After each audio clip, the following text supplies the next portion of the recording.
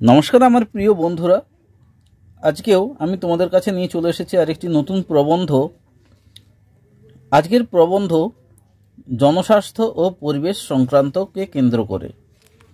তো আমি তোমাদের আজকে যে প্রবন্ধটা নিয়ে আলোচনা করব, এই প্রবন্ধটা কিন্তু তোমাদের ক্লাস পরীক্ষাতে এসেছে, সেই জন্যই আমি আজকে তোমাদের কাছে নিয়ে চলে এসেছি।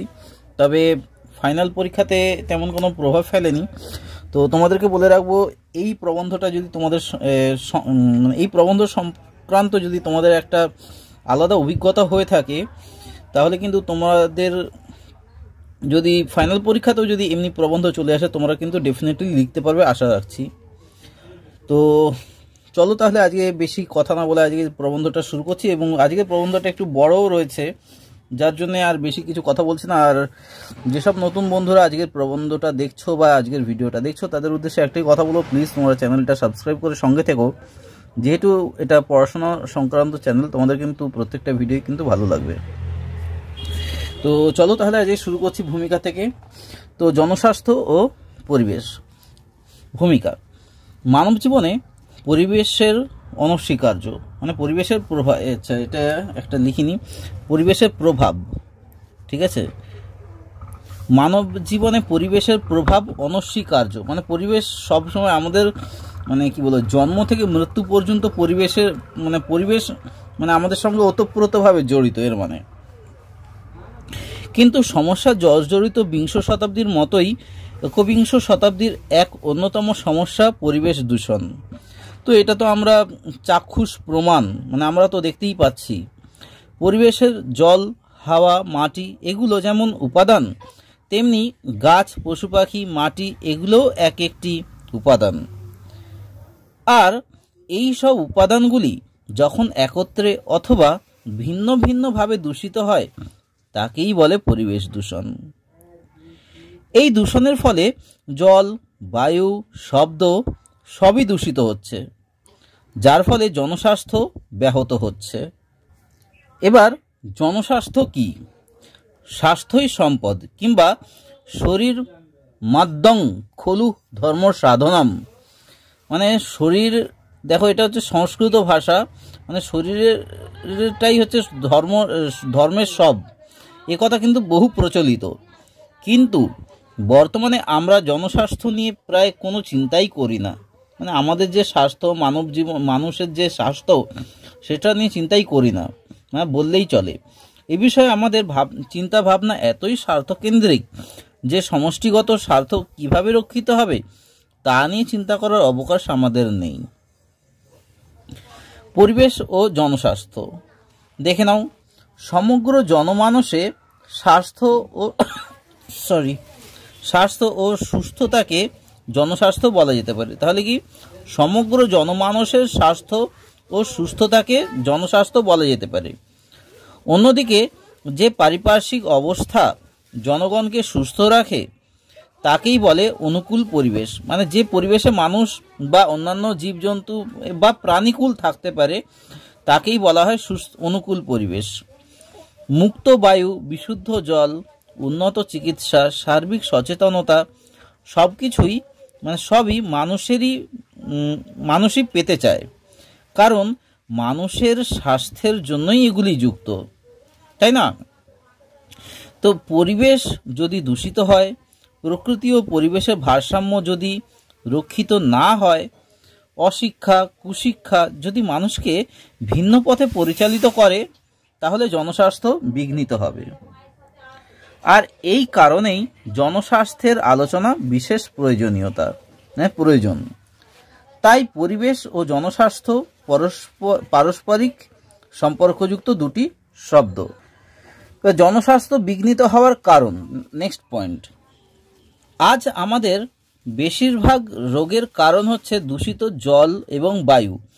তো এখন ঘরে ঘরে দেখবে যে মানুষের পেট ব্যথা হতেই থাকছে, তার কারণ হচ্ছে দূষিত জল খাচ্ছে, তারপর পটি হচ্ছে, এতবার যাচ্ছে, দূষিত জল খেয়ে খেয়ে, বিশুদ্ধ জল আর নেই। আর বায়ু, এখন বিভিন্ন রকমের একটা নর্মাল রোগ হলেও তুমি যদি হাসপাতালে যাও, দেখবে তোমার মুখে একদম একটা অক্সিজেনের একটা মাস্ক লাগিয়ে দেবে। মানে বিশুদ্ধ বায়ু নিলে কিন্তু তোমার অনেকটা শরীরটা সুস্থ হবে, কিন্তু সেটা আমরা যেটা জেনারেলি পেয়ে উঠি না। ঠিক আছে, তো সেটাই বলছে এখানে। আজ নদীকে কেন্দ্র করে মানুষ একদিন সভ্যতা গড়ে তুলেছিল, মানে যে নদীকে কেন্দ্র করে মানুষ একদিন সভ্যতা গড়ে তুলেছিল, সেই নদীতে আজ জমেছে সভ্যতার উদ্বৃত্ত। ফলে জল হয়েছে দূষিত। এই দূষিত জল শরীরকে অসুস্থ করছে। অন্যদিকে মুক্ত বায়ুর অভাব মানুষের ভিন্ন ভিন্ন রোগের জন্ম দিচ্ছে। দেখো এখানে আমি লিখেছি যে জন্ম দিচ্ছে। তারপর রয়েছে carbon dioxide, sulphur dioxide, chlorofluoro methane, chlorofluoro carbon, মানে যেটাকে আমরা সিএফসি বলি, যেটা নির্গত হয় আমাদের এসি বা ফ্রিজ থেকে, ইত্যাদির মতো দূষিত গ্যাস প্রতিদিন কি আবহাওয়াকে দূষিত করছে। সেই সঙ্গে কলকারখানার ধোঁয়া, উত্তাপ আবহাওয়াকে করছে কলুষিত। এরপর আছে ছত্রাক ও কীটনাশক। সবুজ বিপ্লবের সূত্রপাতের সঙ্গে সঙ্গে মানুষের শরীরে প্রবিষ্ট হচ্ছে নানা বিষাক্ত পদার্থ, যা জনস্বাস্থ্যের পক্ষে ভয়ানক। সত্যিকারের, তাই না? মানে একটা সুস্থ পরিবেশ এখন আর পাওয়া যাচ্ছে না, যেটা অনেক দিন আগে আমরা মানে আমাদের যে পূর্বপুরুষরা পেয়েছিলেন। মৃত্তিকা, এটা মৃত্তিকা হবে কয়াকার। মৃত্তিকা দূষণ আজ পৃথিবীর তথা ভারতের এক ভয়াবহ সমস্যা। রাসায়নিক সার প্রয়োগের ফলে মাটির গুণাগুণ নষ্ট হচ্ছে। বিস্ফোরণের ফলে ভূগর্ভস্থ স্তরে মাটি দূষিত হচ্ছে। একটু তুলে নিচ্ছি। এইভাবে চলতে থাকলে মাটি তার নিজের গুণাগুণ সম্পূর্ণ হারাবে। তাছাড়া পরমাণু বিস্ফোরণের ফলে ভূগর্ভস্থ জলে পরমাণু দূষিত হচ্ছে, মানে পরমাণু দূষণ ঘটায়।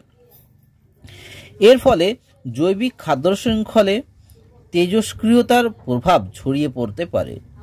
কারণ তেজস্ক্রিয়তা মানে যেটা তেজস্ক্রিয়তা কোথায় ছিল না, পরমাণু বোমাতে ছিল, সেটাই বলছে। কারণ তেজস্ক্রিয়তা ডিএনএ কে ভেঙে দেয়।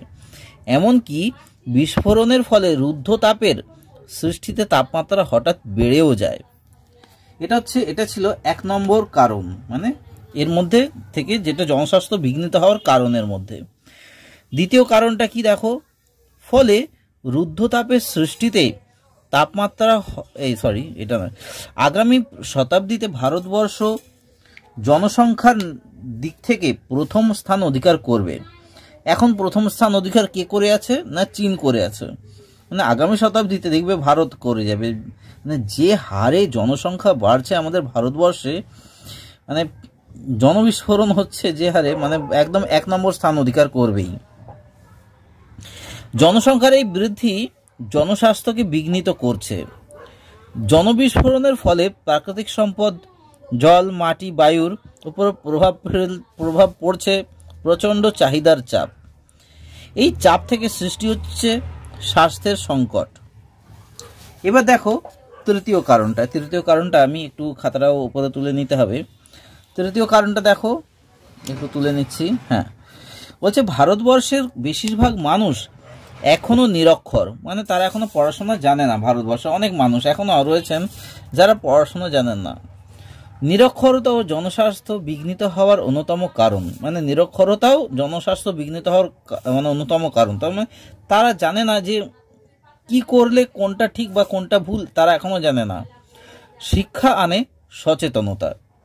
তাই যথার্থ শিক্ষার অভাবে মানুষও তাদের নিজ নিজ স্বাস্থ্য সম্বন্ধে সচেতন হতে পারেননি, যেহেতু তারা নিরক্ষর, সেজন্যে।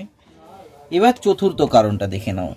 চতুর্থ কারণ কি বলেছে না, আধুনিক মানুষ বিজ্ঞানের উন্নতির ফলে ক্রমশ পরিণত হচ্ছে যন্ত্রের মতোই তার কৃত্রিম হয়ে পড়ছে।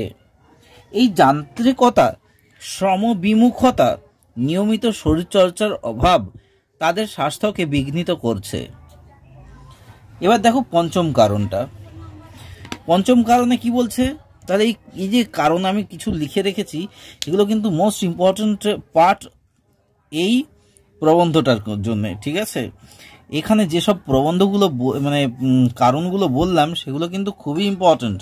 এগুলো কিন্তু না লিখলে তোমাদের যে যে একটা ফুল মার্কস পাওয়ার, যেটা কিন্তু অনেকটাই হাতছাড়া হয়ে যাবে।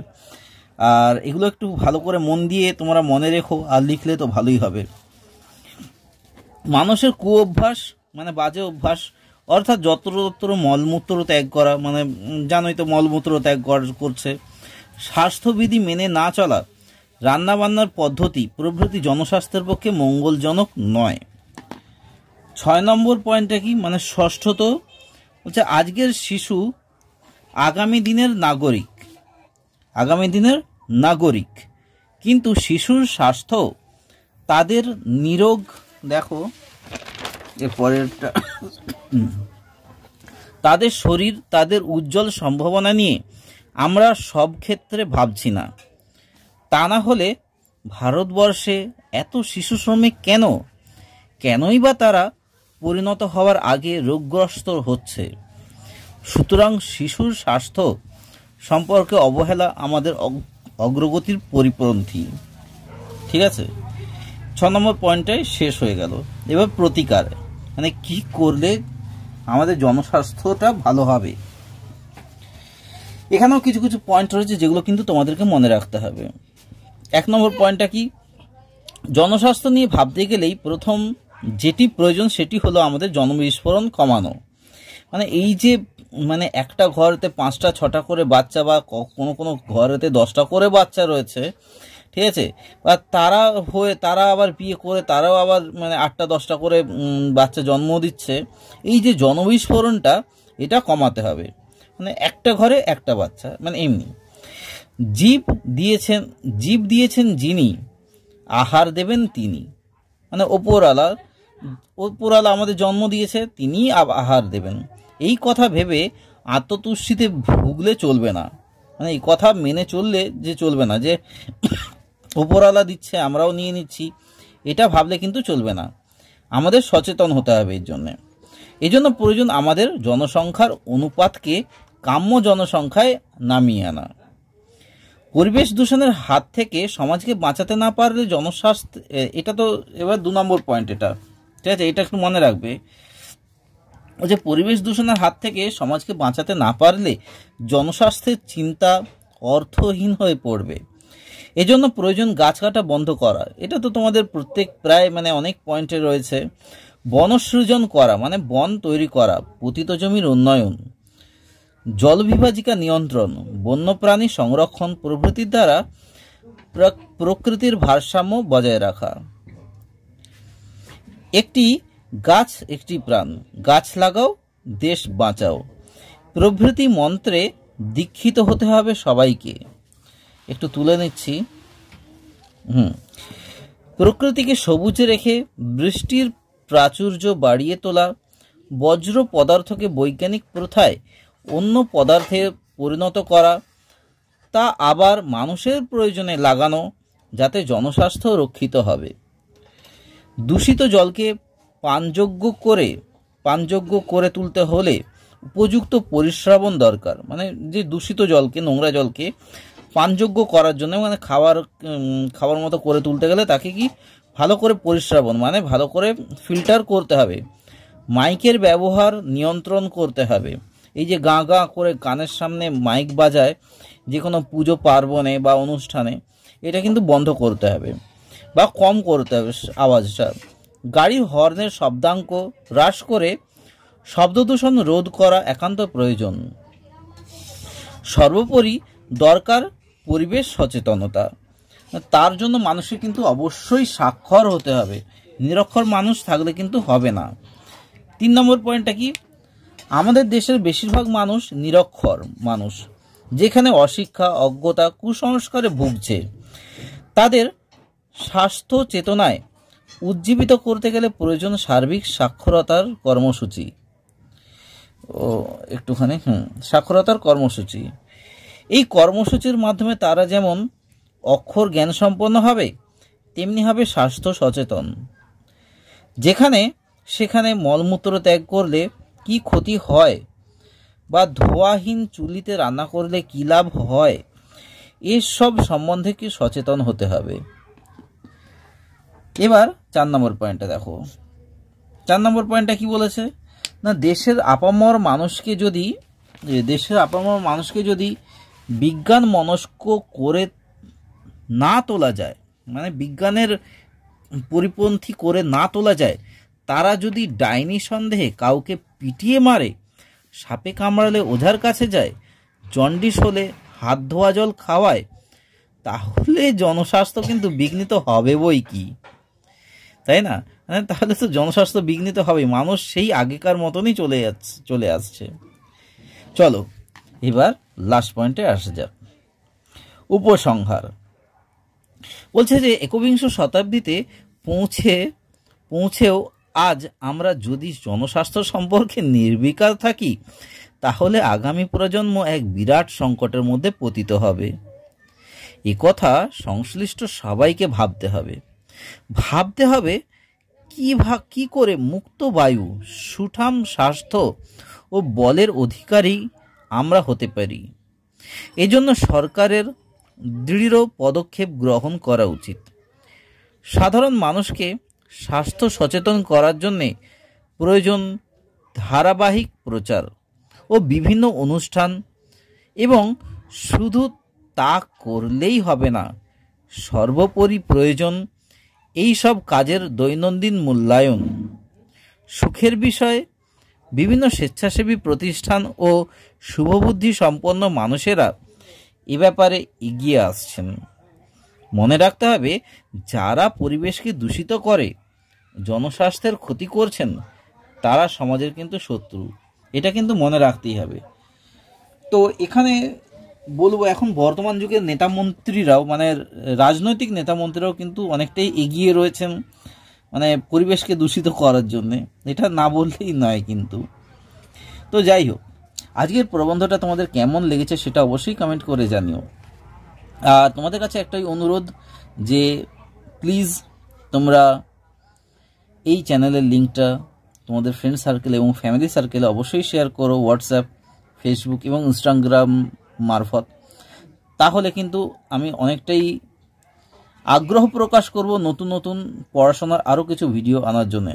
আর আমি একটা ভাবনা চিন্তা নিয়েছি যে এই চ্যানেলে কিছু কারেন্ট অ্যাফেয়ার্সের যেসব কোশ্চেন আনসার রয়েছে সেগুলো একটু তোমাদের সঙ্গে পোস্ট করে শেয়ার করার জন্য, যাতে তোমাদের আরেকটু অভিজ্ঞতা বাড়ে। তো সেটা করলে কেমন হবে তোমরা অবশ্যই কমেন্ট করে জানিও, তাহলে আমি আরও উৎসাহ প্রকাশ করব এমনি ধরনের আরও জানার কিছু ভিডিও প্রকাশ করার জন্য। চলো তাহলে বন্ধুরা, আজকের প্রবন্ধটা এই পর্যন্ত এখানেই শেষ করছি। তোমরা খুব খুব ভালো থেকো এবং সুস্থ থেকো। তোমরা যে তোমাদের এত মূল্যবান সময় নষ্ট করে এই ভিডিওটা দেখলে, তার জন্য তোমাদেরকে অসংখ্য অসংখ্য ধন্যবাদ জানাই। চলো, বাই।